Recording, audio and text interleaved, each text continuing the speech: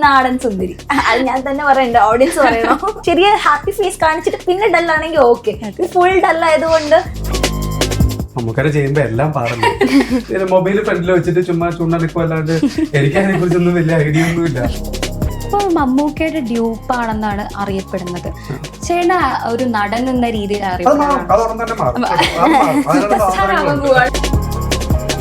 ഞാനിപ്പോ മമ്മൂക്കനെ ഇന്റർവ്യൂ ചെയ്യുന്ന പോലെ എനിക്ക് ഫീൽ ചെയ്തത്. ഞാൻ പറഞ്ഞു കഴിഞ്ഞാൽ വേറെ ഏതും നടന്മാര് പറയുന്ന രീതിയിലൊന്നും ആവൂല. ആരോ ഒന്നും ചെയ്തില്ലേ? ചെയ്യുന്നു ചേട്ടൻ ഇങ്ങനെ. ഓ ചേട്ടൻ ഓർമ്മ വരുന്നു. ഇത് കൂട്ടിയിട്ട് കത്തിച്ചതാണോ അങ്ങനെയൊക്കെ പറയുന്നുണ്ട് ഡാൻസ് കളിച്ചതില്. ഹായ് എവരിവൺ, B4 ബ്ലേസിന്റെ പുതിയൊരു ഇന്റർവ്യൂയിലേക്ക് എല്ലാവർക്കും സ്വാഗതം.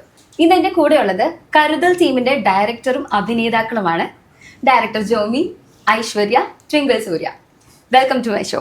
Thank you. എല്ലാവർക്കും സുഖാണെന്ന് വിശ്വസിക്കുന്നു. Energy thank you. ട്വിങ്കിൾ ചേട്ടനാണ് ഏറ്റവും എനർജി ഉള്ളത്. ഇന്ന് വൈറലായ എയറിലാണ്. ഞാനും ഇന്നൊരു ടാസ്ക് തരുന്നുണ്ട്, അവിടെ ഇരുന്ന് ചെയ്താൽ മതി കേട്ടോ. ധൈര്യം.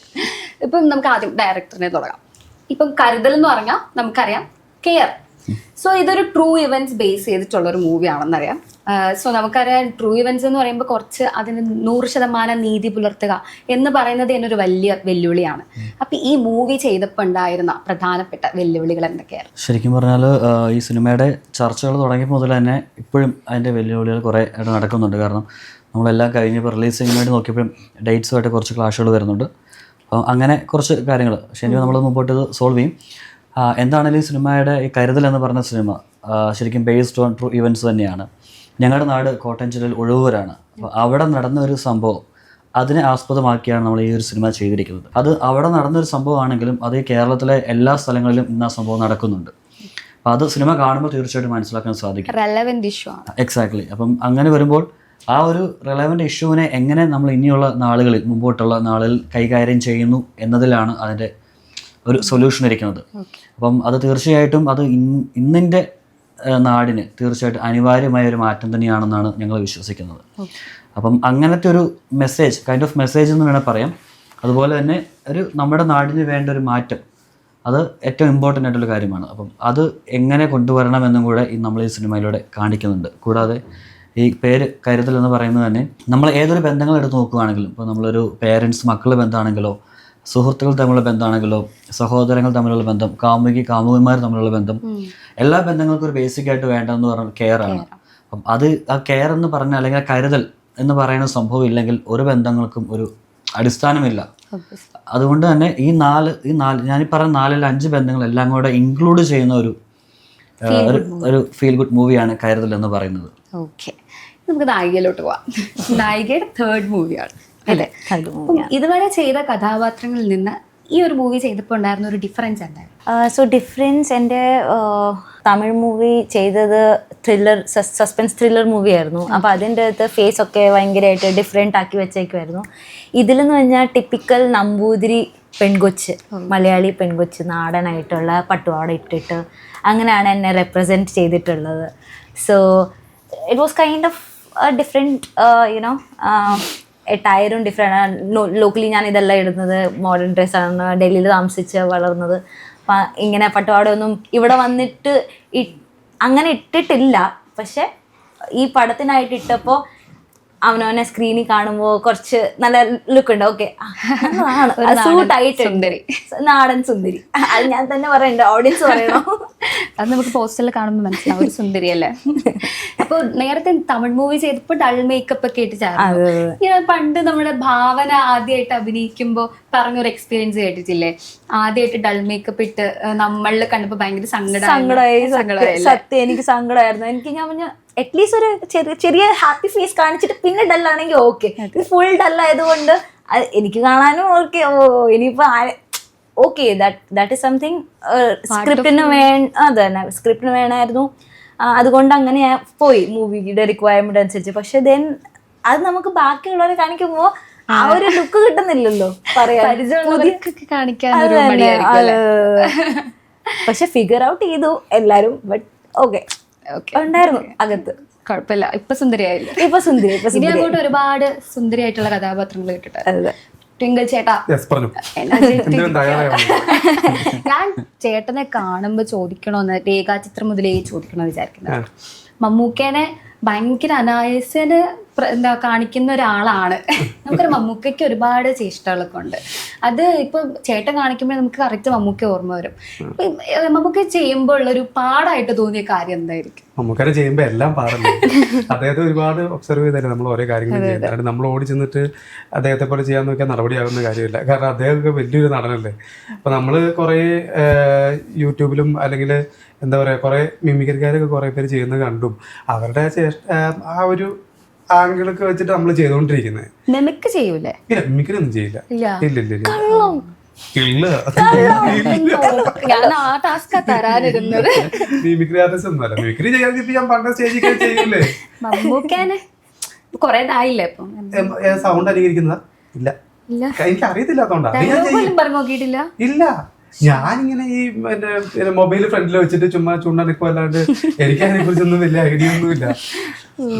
അങ്ങനെ അനുകരണം മാത്രമേ ഉള്ളൂ, അല്ലാണ്ട് വേറെ ഒന്നുമില്ല. അതും ഒരു എന്താ പറയാ ഫുൾ ടൈം ഒരു അനുകരണമൊന്നുമില്ല, ആ ഒരു സമയത്ത് മാത്രമേ ഉള്ളൂ. രേഖാചിത്രം കണ്ടിട്ട് മമ്മൂക്ക വിളിച്ചായിരുന്നു? ഇല്ല, അദ്ദേഹം പറഞ്ഞിട്ടാണല്ലോ സംഭവം ചെയ്തത് തന്നെ. പിന്നെ ഒന്ന് വിളിക്കേണ്ട കാര്യം. പിന്നെ എപ്പോഴും ചെയ്തുകൊണ്ടിരിക്കുന്ന അദ്ദേഹത്തിനൊപ്പം ചെയ്തുകൊണ്ടിരിക്കുന്നത്, സാറിനൊപ്പം മമ്മൂട്ടി സാറിനൊപ്പം സിനിമ ചെയ്തുകൊണ്ടിരിക്കുന്നത്. വിളിച്ചിട്ട് കളങ്കാവില് നല്ല പടമായിരിക്കണം. ചേട്ടനിപ്പോ മമ്മൂക്കയുടെ ഡ്യൂപ്പ് ചെയ്യുന്ന ആളല്ലേ? അപ്പം കളങ്കാവലില് ചെയ്തിട്ടുണ്ടോ? ഇല്ല, അദ്ദേഹം ചെയ്തിട്ടില്ല. അത് ആ പടത്തിനൊക്കെ മുമ്പായിരുന്നു ചെയ്തിരുന്നത്, അതുകൊണ്ട് അതിനകത്ത് ചെയ്തിട്ടില്ല. ഓക്കെ, ഇനി ഡയറക്ടറിന്റെ അടുത്ത് കുറച്ച് ഞാൻ ഫണ്ണി ക്വസ്റ്റ്യൻസ് ചോദിക്കട്ടെ. കരുതൽ വെച്ചിട്ട് നമുക്ക് ഇപ്പോൾ ഷൂട്ടിങ്ങിൽ ഏറ്റവും കരുതൽ വേണ്ടി ഒരു നടൻ അല്ലെങ്കിൽ നടിയാരായിരുന്നു? ഇങ്ങനെ ഓരോന്നായിട്ട് ചോദിക്കാം. ഇപ്പം ഏറ്റവും ഉറക്കമുണ്ടായിരുന്ന ആ കാര്യത്തിൽ കരുതൽ കൊടുക്കേണ്ടവരായിരുന്നു? ഭയങ്കര സ്ലീപ്പി അല്ലെങ്കിൽ ലേസി ആയിട്ടുള്ള? അത് ചിലപ്പോൾ ഞാൻ തന്നെയായിരിക്കും. കാരണം അങ്ങനെയല്ല, നമ്മൾ കുറെ കഷ്ടപ്പെടുന്നുണ്ട് ഇതിനു വേണ്ടി. പിന്നെ കരുതലെന്ന് പറയണത് നമ്മുടെ കൂടെയുള്ള എല്ലാവർക്കും നമ്മൾ കൊടുക്കേണ്ട കാര്യമാണല്ലോ. അപ്പൊ അത് ഒരാൾക്ക് തന്നെയല്ല, നമ്മൾ എല്ലാവർക്കും നമ്മൾ കൊടുത്തിട്ടുണ്ടെന്നാണ് ഫുൾ കരുതലായിരുന്നു അങ്ങോട്ടും ഇങ്ങോട്ടും. പക്ഷെ എനിക്ക് ഇറങ്ങായിരുന്നു. എന്റെ ഫസ്റ്റ് ഡേ ഫുൾ സ്കെഡ്യൂൾ ഇങ്ങനെ പാക്ഡ് ആയിരുന്നു. ഞാൻ ഇറങ്ങിയതും ഫുൾ സ്കെഡ്യൂൾ പാക്ക്. ഞാൻ പറഞ്ഞു ചേട്ടാ ഇനി കരുതിക്കോ, എനിക്ക് വേണ്ടി ഞാൻ ഉറങ്ങട്ടെ കുറച്ച് നേരം പോയിട്ട്, നാളെ കുറച്ച് ലേറ്റ് ആയിട്ട് തുടങ്ങിയാൽ മതി. ഓക്കെ, ഏറ്റവും കൂടുതൽ ഫോൺ യൂസ് ചെയ്യുന്നതിൽ കരുതൽ കൊടുത്താൽ? ഫോണ് അഡിക്റ്റ് ആയിട്ടുള്ള ആരെങ്കിലും ഉണ്ടായിരുന്നോ? അതിൽ കരുതൽ കൊടുക്കേണ്ട? എല്ലാവരും ഇപ്പൊ ഫോൺ യൂസ് ചെയ്യുമല്ലോ, നമ്മളിപ്പം പറഞ്ഞ കാര്യമില്ലല്ലോ. നമ്മൾ ആവശ്യത്തിന് ഉപയോഗിക്കും എല്ലാവരും. ഇപ്പം ഞാനാണെങ്കിൽ എല്ലാവരും ഫോൺ ഉപയോഗിക്കും. കാരണം ഇന്നത്തെ ഒരു കാലഘട്ടത്തിൽ എല്ലാം അപ്ഡേറ്റ് ചെയ്യണമല്ലോ. അപ്പം അപ്ഡേറ്റ് ചെയ്യണമെങ്കിൽ ഫോൺ മസ്റ്റാണ്. അതിനകത്ത് നമ്മൾ എത്ര കരുതൽ കൊടുത്താലും കാര്യമൊന്നുമില്ല. ബൈലോൺ ചേട്ടന് കൊടുക്കായിരുന്നു. ബൈലോൺ ചേട്ടൻ എല്ലാവരും ഉണ്ട്, എല്ലാവരും അതുപോലെ. ഏറ്റവും വൈകി വരുന്ന ആളാരായിരുന്നു? ഏറ്റവും വൈകി വരുന്നത് അത് ഞങ്ങളൊക്കെ തന്നെയായിരിക്കും. ബാക്കിയുള്ളവർ വരും, ഞങ്ങളാണ് ചിലപ്പോൾ ഏറ്റവും വൈകി വരാറുള്ളത്. എല്ലാവരും ലേസി ആണല്ലേ? ഫുഡി ആയിട്ടുള്ളതോ? ഫുഡിന് കരുതൽ തോന്നുന്നുണ്ടോ?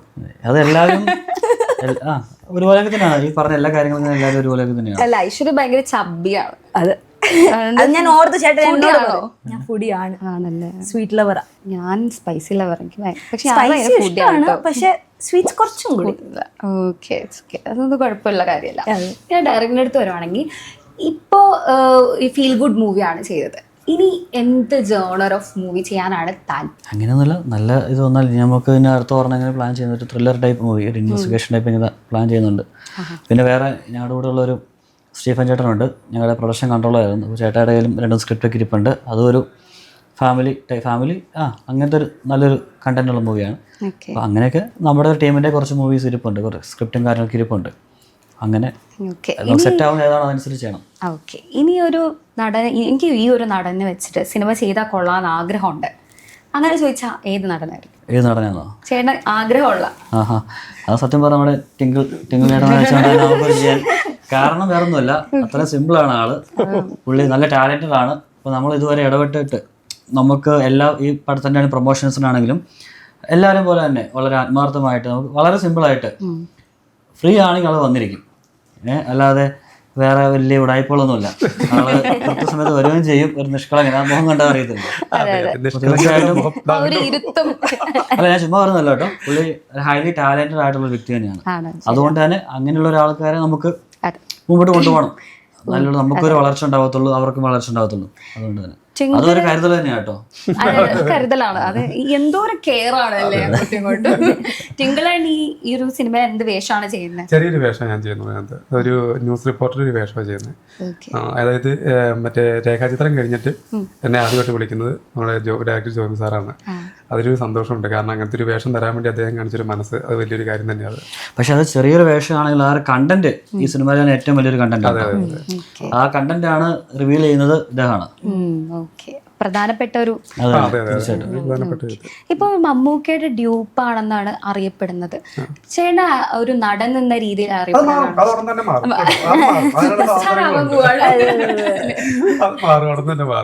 അങ്ങനെ വിളിക്കുന്ന ലൈക്ക് നടനാണെന്ന് വിളിക്കുന്നതിനോടല്ലേ താല്പര്യം കൂടുതൽ? പിന്നെ തീർച്ചയായിട്ടും അത് തന്നെയല്ലേ താല്പര്യം കൂടുതൽ. കാരണം ഇത്ര നാളെ ഞാൻ കേട്ടുമെടുത്ത ഒരു വാക്കാണ് എല്ലാവരും ഡൂപ്പ് എന്ന് പറയുന്നത്.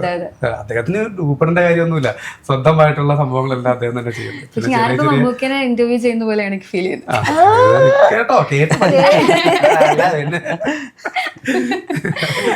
അദ്ദേഹത്തിന് ഡൂപ്പിന്റെ ആവശ്യമില്ല, കാരണം എല്ലാം അദ്ദേഹം തന്നെ ചെയ്യുന്നത്. പിന്നെ എന്തെങ്കിലും സജഷൻ ഷോട്ടും കാര്യങ്ങളൊക്കെ ഉള്ളൂ നമ്മൾ ചെയ്യുന്നത്.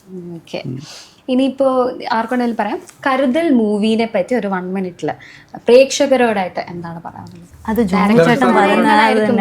പ്രേക്ഷകരോട് പറയാനുള്ളത് വേറൊന്നുമല്ല, ഞാൻ ആദ്യം പറഞ്ഞ പോലെ എല്ലാ ബന്ധങ്ങളിലും കരുതൽ എന്ന് പറയുന്ന സംഭവമുണ്ട്. അപ്പോൾ ഇനിയുള്ള ഈ സിനിമ എല്ലാവരും പോയി തിയേറ്ററിൽ പോയി കാണണം. കാരണം തീർച്ചയായിട്ടും നിങ്ങൾ ഈ സിനിമ കാണുകയാണെങ്കിൽ നിങ്ങളുടെയൊക്കെ ജീവിതത്തിൽ എവിടെയെങ്കിലുമൊക്കെ വെച്ച് കണ്ടതും കേട്ടതുമായിട്ടുള്ള ഒരു കാര്യമെങ്കിലും അതിനകത്ത് കണക്ട് ചെയ്യാൻ സാധിക്കുമെന്ന് ഞാൻ ഗ്യാരണ്ടി പറയുകയാണ്. കാരണം ഇത് നമ്മൾ ചുമ്മാ ഉണ്ടാക്കിയെടുത്ത കഥകളൊന്നുമല്ല, എല്ലാ സ്ഥലങ്ങളിലും നടക്കുന്നത്. ഞാൻ ആദ്യമേ പറഞ്ഞ പോലെ തന്നെ നമ്മുടെ കേരളത്തിൽ, പ്രത്യേകിച്ച് കേരളത്തിലും ഉള്ള ആളുകൾക്കും വിദേശത്തുള്ള ആളുകൾക്കും തീർച്ചയായിട്ടും അത് കണക്ട് ചെയ്യാൻ സാധിക്കുന്ന, അല്ലെങ്കിൽ അവർ അനുഭവിക്കുന്ന പല പ്രശ്നങ്ങളും ഈ ഒരു സിനിമയിലൂടെ നമ്മൾ പറഞ്ഞു പോകുന്നുണ്ട്. അതോടൊപ്പം തന്നെ ഒരു ചോദ്യം നമ്മൾ സമൂഹത്തിന് മുമ്പിലേക്ക് ഇട്ട് കൊടുക്കുകയാണ് ഈ ഒരു കരുതൽ എന്ന സിനിമയിലൂടെ. ഇതിനകത്തൊരു തീം പറയുന്നുണ്ട്, ആ ഒരു തീം സ്വീകരിക്കണോ വേണ്ടോ എന്നുള്ളത് അതിൻ്റെ ഒരു പോസിറ്റീവ് വശവും നമ്മൾ പറയുന്നുണ്ട്, അതിൻ്റെ നെഗറ്റീവ് വശവും നമ്മൾ പറയുന്നുണ്ട്. പക്ഷെ അത് നെഗറ്റീവ് വശമായിട്ടല്ല നമ്മൾ കാണിക്കുന്നത്, പക്ഷെ നമ്മുടെ നാട്ടിന് അത് ആവശ്യമായിട്ടുള്ള രീതിയിലാണ് കാണിക്കുന്നത്. ചില ആളുകൾ ചിന്തിക്കുമ്പോൾ ഒരു പക്ഷേ അത് നെഗറ്റീവ് ആകാം, ചിലർ ചിന്തിക്കുമ്പോൾ അത് പോസിറ്റീവ് ആകാം. അത് ഏത് രീതിയിൽ എടുക്കണമെന്ന് കാണുന്ന പ്രേക്ഷകരാണ് തീരുമാനിക്കേണ്ടത്. കാരണം അതൊരു നമ്മുടെ സമൂഹത്തിന് അനിവാര്യമായ ഒരു മാറ്റം തന്നെയാണത്. ഞാൻ പറയാൻ കാരണം ആ ഒരു കണ്ടൻറ്റ് നമ്മൾ ഇന്ന് പ്രസൻറ്റ് ചെയ്യുമ്പോൾ കുറച്ച് കാലങ്ങൾക്ക് മുൻപായിരുന്നെങ്കിൽ അതാരും അംഗീകരിക്കത്തില്ലാത്തൊരു കണ്ടൻറ്റാണ്. പക്ഷേ ഇനിയുള്ള കാലത്ത് തീർച്ചയായിട്ടും അതൊരു വലിയൊരു മാറ്റമായിട്ട് തന്നെ നമ്മുടെ നാട്ടിൽ വേണം. എന്തായാലും അത് നമ്മുടെ സിനിമയിൽ നമ്മൾ പറഞ്ഞു പോകുന്നുണ്ട്. അതുകൊണ്ട് തീർച്ചയായിട്ടും സിനിമ എല്ലാവരും പോയി കാണണം. അത് ആ ഒരു മാറ്റം നമ്മുടെ നാടിന് വേണ്ടി ചെയ്യണം എന്നുള്ള ആഗ്രഹമുണ്ട്. എല്ലാവർക്കും പറയാം, നായികന് ഞാനും ഇത് തന്നെയാണ്, same that everyone should go and watch a movie. It's something എല്ലാവർക്കും ഒരു ചേഞ്ചസ് വരുത്താം.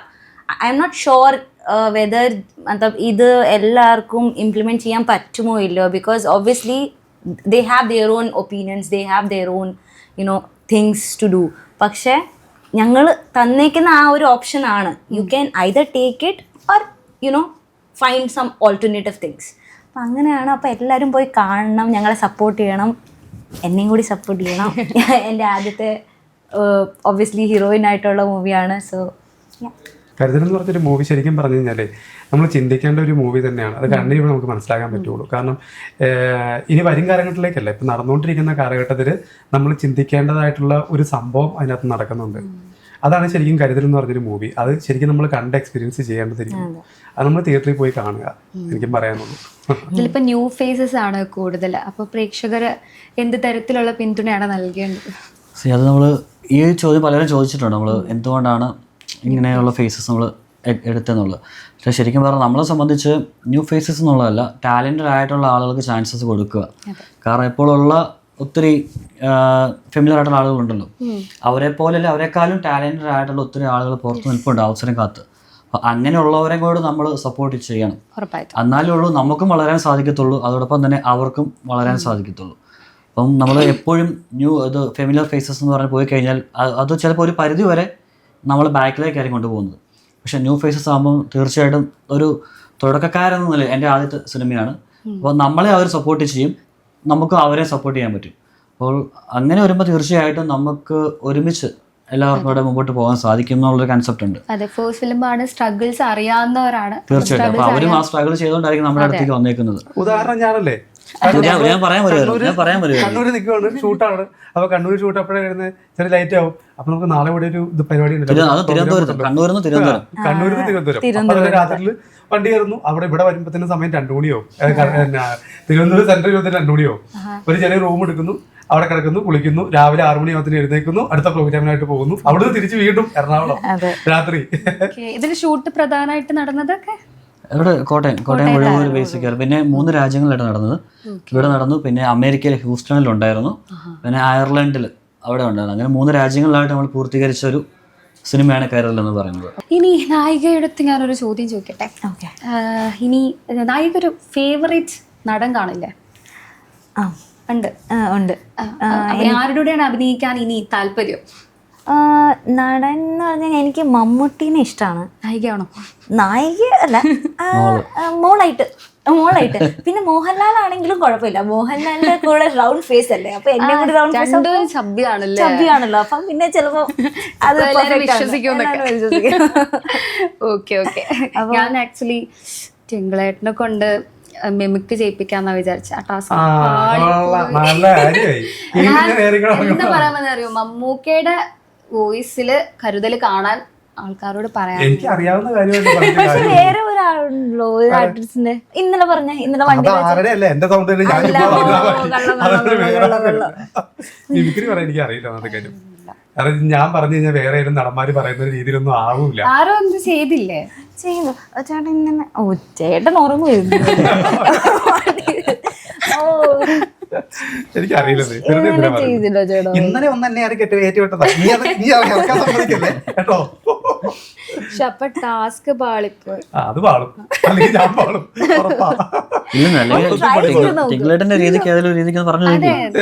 ഒരു ഡയലോഗ് എനിക്കൊന്നും അറിയത്തില്ല, അതല്ലേ, അല്ലെങ്കിൽ ഞാൻ പറയില്ലേ. അറിയത്തില്ല, അതുകൊണ്ട് ഞാൻ വെറുതെ അതൊക്കെ പറഞ്ഞു വരുന്നത്. ശരി, ഞാൻ കഷ്ടപ്പെടുത്തുന്നില്ല. ഇപ്പഴേ തന്നെ അതിനകത്ത് കണ്ടന്റ് കരുതി ഇവനൊന്നും വേറെ പണി ഞാൻ ഡാൻസ് കളിക്കുന്നത്, ഇവനെന്നെ വട്ടായാ മറ്റേ സംഭവമാണ്, ഇത് കൂട്ടിയിട്ട് കത്തിച്ചതാണോ അങ്ങനെയൊക്കെ പറയുന്നുണ്ട് ഡാൻസ് കളിച്ചാല്. നീ ഇപ്പൊ ഇതും കൂടെ ഇറങ്ങുമ്പോ അടിപൊളിയായിരിക്കും. അത് ഇന്നലെ ഞങ്ങൾക്ക് തോന്നിയായിരുന്നു കേട്ടോ, കാരണം ഇതുവരെ കാണാത്തൊരു ഒരാളെയാണ് ഇന്നലെ അവിടെ കണ്ടത്.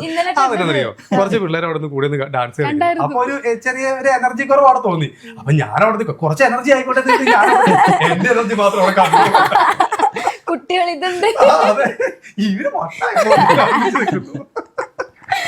ഓക്കെ, എന്തായാലും കർദൽ മൂവി റിലീസ് ആവാൻ പോവാണ്. എല്ലാരും തിയേറ്ററിൽ തന്നെ പോയി കാണുക.